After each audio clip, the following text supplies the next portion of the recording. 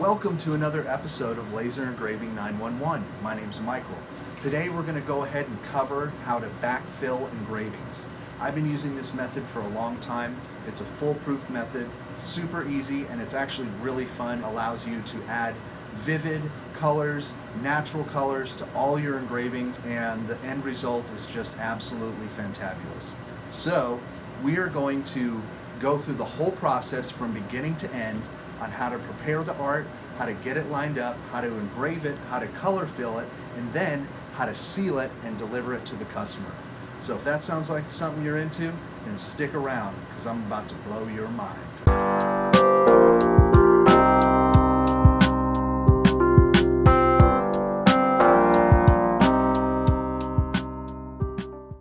All right, so first things first, we've got to prepare our graphics for engraving.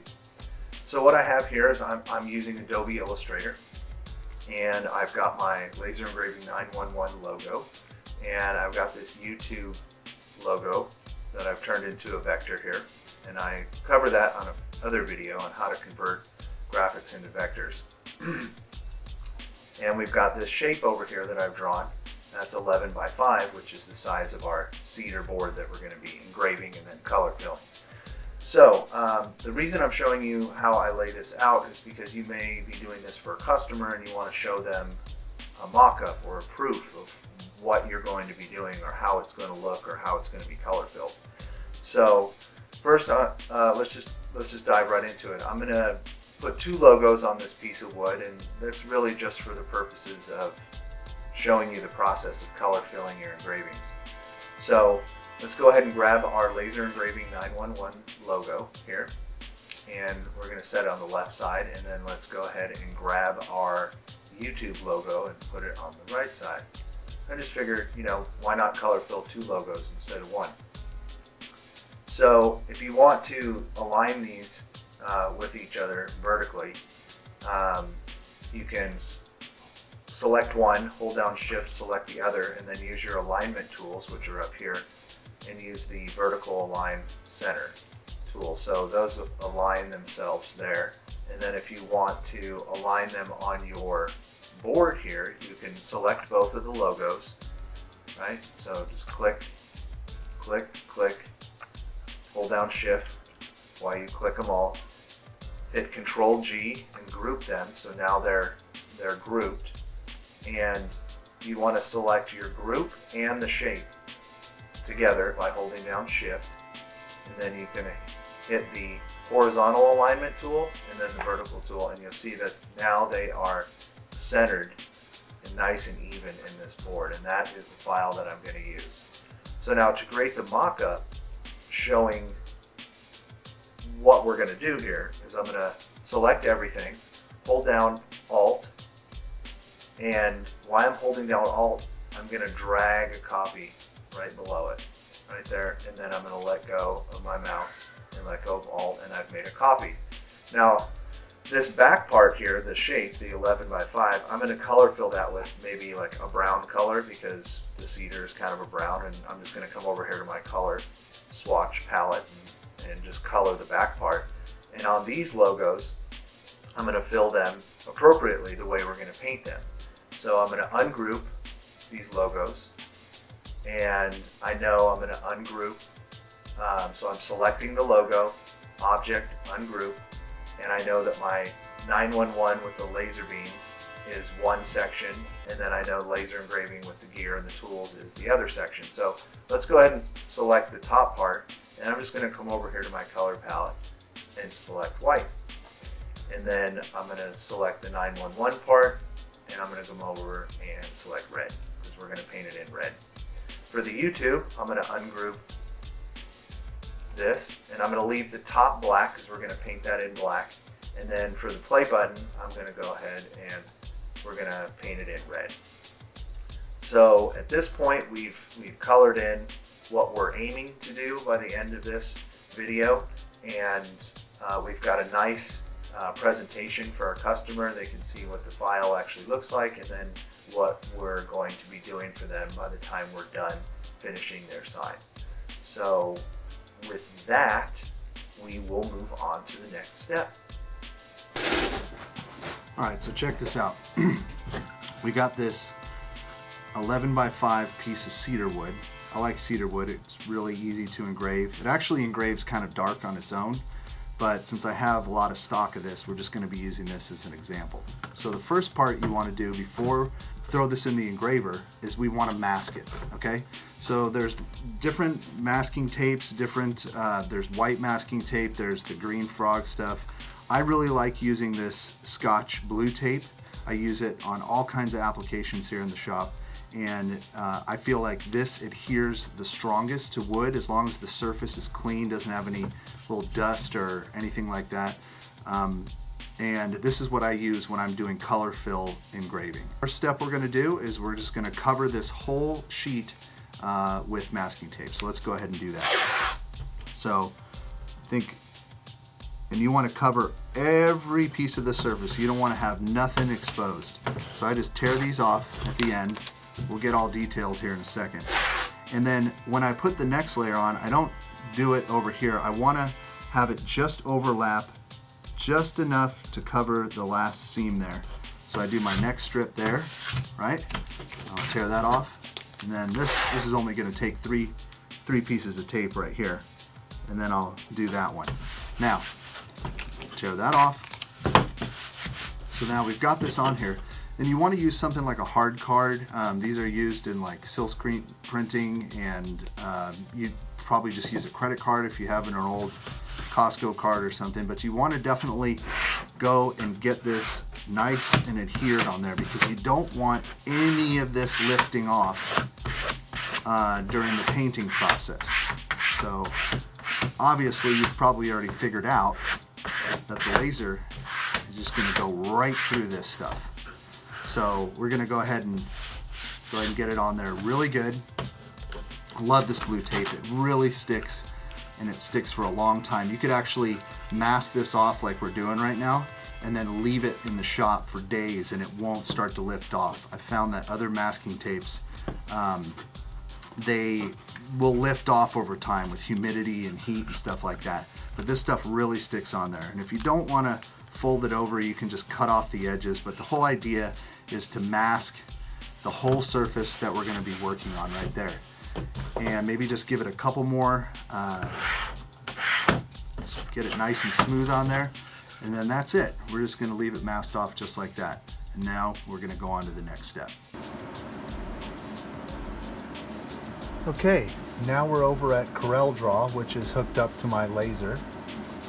We're back in the shop and we're going to import our graphic. So this is Coreldraw, and when I open a new file, by default it is the exact size of my laser bed, 32 by 20, which is an Epilogue M2 Fusion. So the first thing I do when I'm setting up a rectangle or a square piece here is I drag over here in the corner. If you can see my mouse, I drag and I snap to the corner here to create my 0, 0 point right here. Now I know that my piece is 11 by 5, that piece of wood that we masked. So I'm going to go ahead and use my little ruler tools, and I'm going to come over here to this ruler on the left, and I'm going to drag it out to close to 11. But then I'm going to go up here on the X, and I'm just going to type in 11.00, okay? And then I'm going to drag down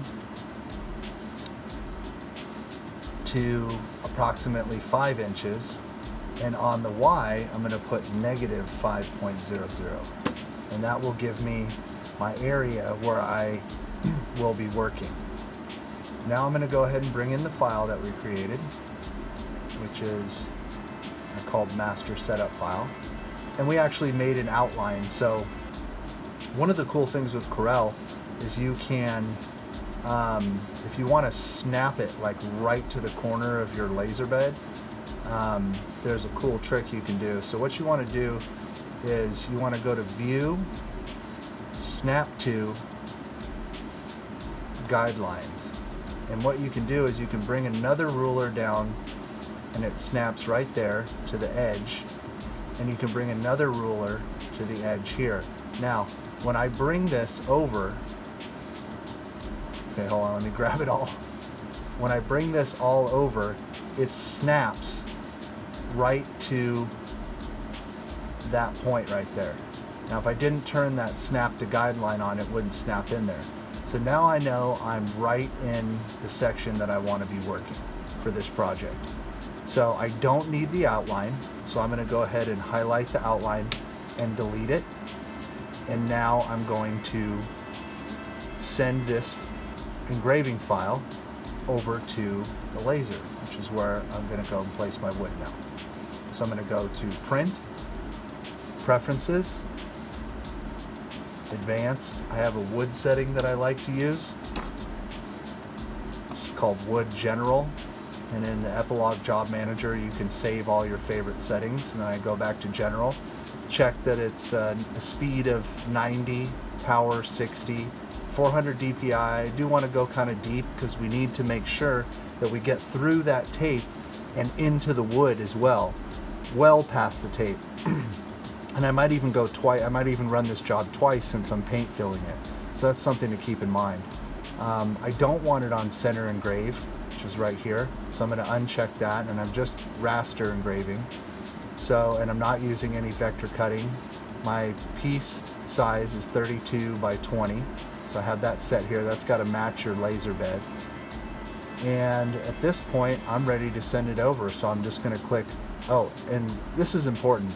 So you can engrave from the top down or the bottom up. I like to engrave from the bottom up, so it kind of pushes the smoke towards the exhaust ports. So I'm going to go ahead and switch that to bottom up and start engraving from the bottom of the piece and work towards the top where the exhaust ports are. And I think that's about it. So I'm going to click OK. It says no issues. I'm going to print once, and then I'm just going to print, and it's going to send it over to my Epilogue and to Fusion. I am using a 120 watt laser, so my settings may not be the best settings for your laser. If you have a 30 or 40 or 60 watt or something like that, you may have to slow your speeds down. But let's go ahead and go over to the laser bed and put this piece in there. I'll show you how to do that. Okay, so now we're over at the laser, and we've got our piece of wood that we masked off.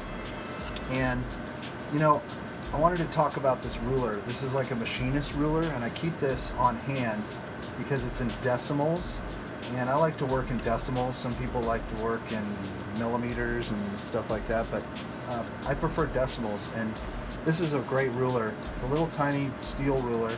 It really allows me to get accurate with my part sizes. So like, I know I designed this around 11 by 5 because that's the general size of it, but if you get out your ruler and you really kind of, you know, get down to it with this ruler, I can clearly see that this is actually more like 10.95 inches long by 4.95. It's not quite 11 by 5. But for the purposes of this video, you know, we're just working in general terms because really we want to show you the process of color filling the engraving. So this is a great tool to have if you're in the laser engraving business. I keep a few of them around, and they really help me with getting accurate measurements on parts. So let's go ahead and set that down, and we're going to go ahead and corner this up here in our corner because that's the area we're working in. And then we're going to go ahead and bring our laser in focus. This is all Epilogue specific instructions. You may have a different laser, which is fine, and a different focusing stick or way that you focus. But I go ahead and put that focus tool on there. Go down to focus and then bring my focus up.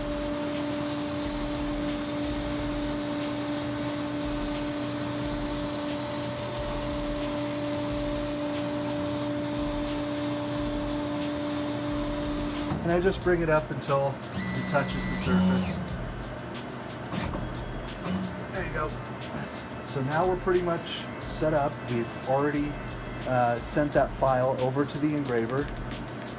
As you can see, it's right here. It's going to take 6 minutes and 45 seconds. And I'm going to go ahead and close up the laser here, get a better shot of it actually being engraved. and mute the sound while we watch this get engraved.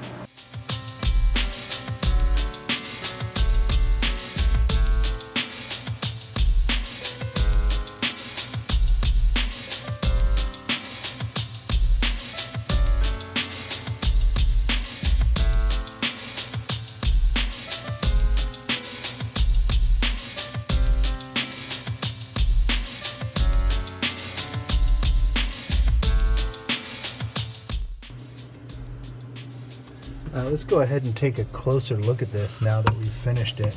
I actually ended up doing 2 passes. So you can see with this, there's no lifting of any of the masking tape. You can see that we got a nice deep engraving, so the paint will flow in there and we can fill all those engravings up with paint. And overall, man, I'm really happy with the way it came out. I think it's time we throw some color on there. What do you think? Let's go ahead and see how this looks. So, some supplies here is you want to get a variety of, not too expensive paintbrushes. A lot of those packs that you can get, and I'll link some descriptions below. You just want a variety, so something small so you can get into the tiny stuff, something bigger so you can kind of fill in this area, and it's just good to have a variety of brushes here. Maybe a paper towel to wipe off your brush if you need to. Now, the paints that I'm going to be using is this really cool acrylic set that came with a whole mess of colors. And I got this one because it also came with kind of some neon colors as well, but also some standard light blues and stuff like that. I'll link a description. I'll put a link in the description for this stuff, but as you saw in our proof, we're only going to be using red, black, and white today. So that's what we're going to be doing, and I am kind of just going to start with the white. And of course, with all paints, give it a good shake. And we're gonna fill all this in with white here, and this is where the magic of the mask comes in. You don't have to worry about screwing up the surface of the board you're working on, because the whole thing is masked off, and it's masked off really, really well. So we can kind of go crazy with the paint. If you're doing white, it's always good to think you might need a couple of layers. Maybe you will, maybe you won't, but let's just go ahead and start putting it on. The reason I like to use acrylic paint is because it doesn't wick into the fibers of the wood. You would think, I could just, really quickly and, spray this whole engraving with dark brown spray paint and get that nice dark brown engraved look that everybody wants. But the thing is with that is spray paints have a tendency to go into the engraving and then wick into the fibers of the wood, so you don't get like a clear paint filled stop where the paint is, and then it starts to bleed out. So acrylic paints don't do that. They don't have oils in them and stuff that likes to wick into the fibers of the wood. So that's why when I'm doing paint filling of engraving, I use acrylic paints. And there may be other thicker acrylics that you like, but this is a good, affordable, acrylic set that I think works really well. So let's go ahead and just get into it. And there's really no, place you could start. And I love doing this because you really can't screw up. It's almost like paint by numbers. You just go ahead and you start filling in all the areas that you engraved, and if you slop a little bit over, that's totally fine. You just want to make sure that you fill in all the little nooks and crannies, right? So this cedar wood has a lot of little ridges and things in it, so you want to kind of go back and forth and kind of reevaluate what you filled, maybe you didn't, kind of look at it from different angles, kind of maybe look at it from this way you know, see if you missed any spots. But I'm not being too careful here, because I know that the mask is my friend. It's my friend. The mask is your friend. As long as you put it on right, you won't have any issues when you peel the mask off. Well, that's not true. There's a couple more tips we got to go over. But I think you're already kind of getting the idea. All right, let's move on to the red parts. And pull this red out. Not my favorite red in the world, but for this project, you know, it'll be good. This brush size that I picked is working out to be kind of universally awesome, which is cool.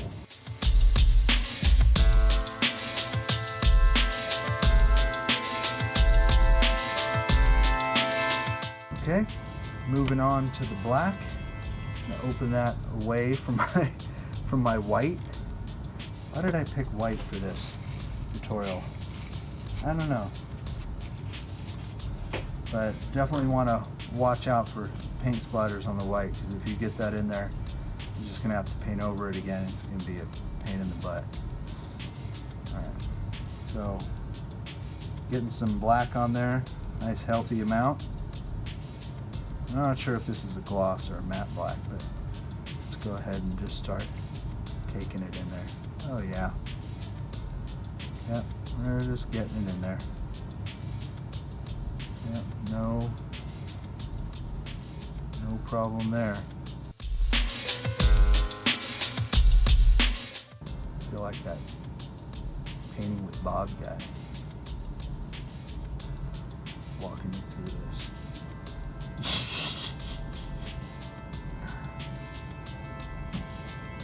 Painting is very therapeutic, I have to say, with everything going on in the world. Sometimes it's nice to just sit down and throw some paint down and relax.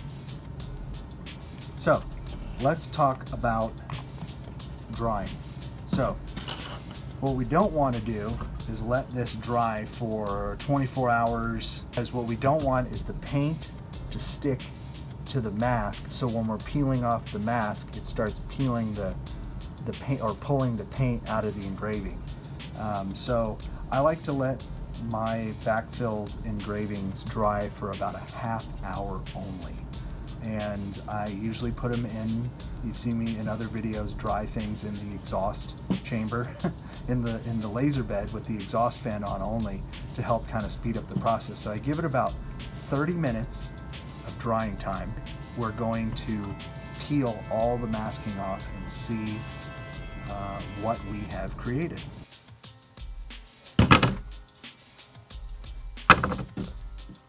Those are the tools. All right, I just pulled it out of the laser bed, and you can see here that it's not completely dry. It's pretty dry, but it's not like 100% dry, not like overnight dry. And like I said, the reason we want to pull this out prior to it being, because we don't want the mask to pull out the paint, or basically make it hard for to detach from the edges right here of all the engravings. So this part can be tedious depending on how detailed your engraving art is. So if there's all kinds of little nooks and crannies, you're going to be doing this for a while. But this shouldn't take too long, and I'll probably speed this up a little bit. So at this point, if you wanted to, you could take more paint and you could do another layer, because we got the first layer pretty much dry, or you could just pull the mask off like it is now. For the purposes of this video, just so we can get the proof of concept, I'm going to go ahead and start taking the mask off now.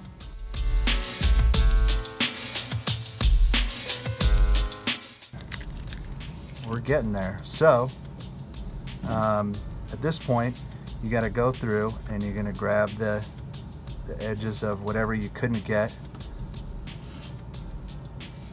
like the O. Whatever you couldn't get in the first grab, you're just going to go through. Having a good weeding tool is key for this.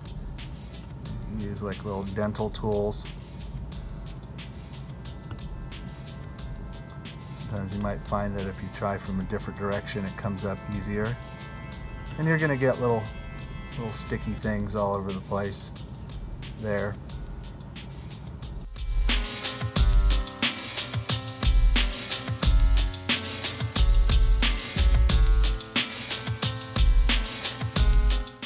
What do you think?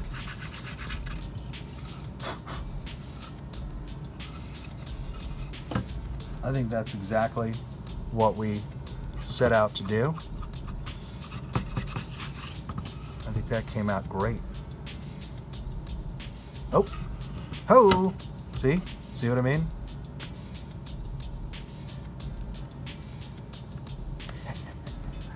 There's always something.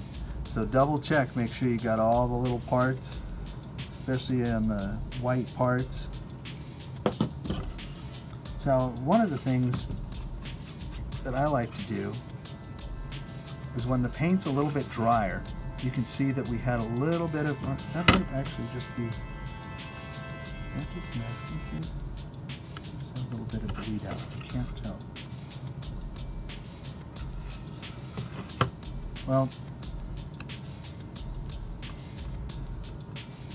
if you have a little underbleed that got underneath the mask, one of the things you can do is you just get yourself a, since we went nice and deep, remember, you can get yourself a random orbital sander, and you've seen me use this in other videos, and you can just take this outside, and once it's nice and dry, and you can just give it a, give it a run over, and it'll take care of any tiny little paint that escaped right here, all these little spots right here. You can just give it a little once over, and it's not going to hurt the engraving as long as you're not digging into there, because remember, you're just working on the surface.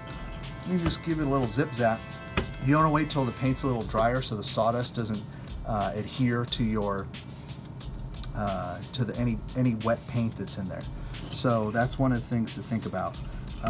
But for the most part, I think that's all we need to do to this, and then put a clear coat on it. So I'm going to take it outside real quick, hit it with a little, just really light, not too crazy, and just kind of smooth off the edges, and then blow it off with some compressed air, and we'll see how it looks after that.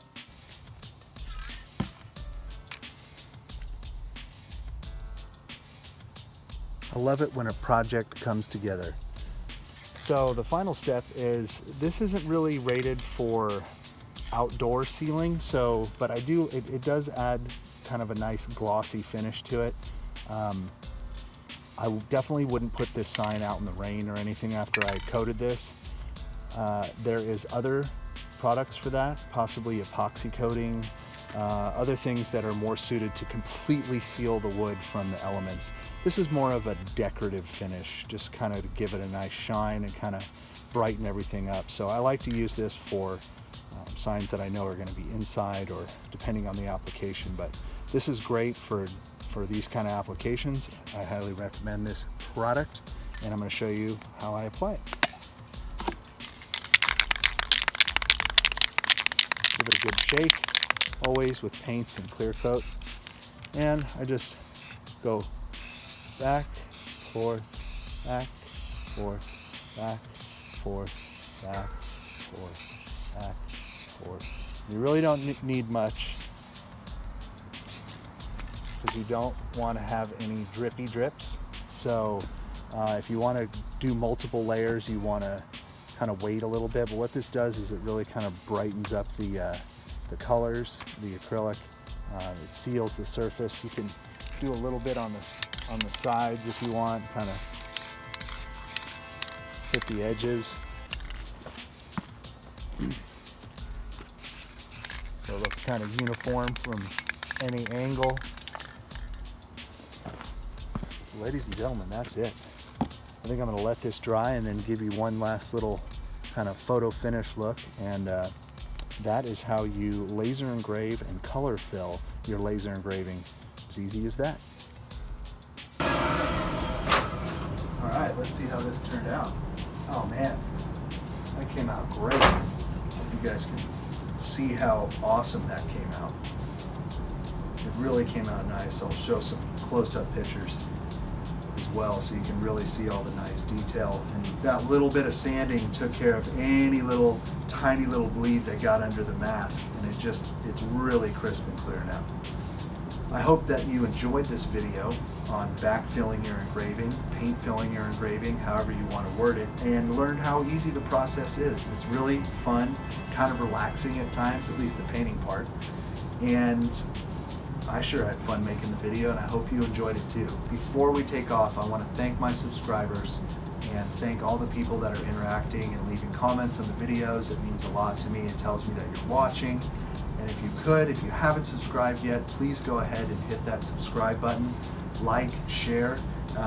If you're going to buy any of these materials for doing this project, I've listed every single tool and every single material that I've used in this video in the description below. Using those links really helps me out. They're Amazon affiliate links. They help put some money towards my projects. They help me get motivated to keep making more videos.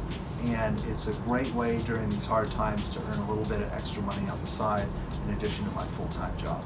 So if you could use those links when buying your materials for laser engraving, it would really help me out a lot. And we'll see you on the next video of Laser Engraving 911.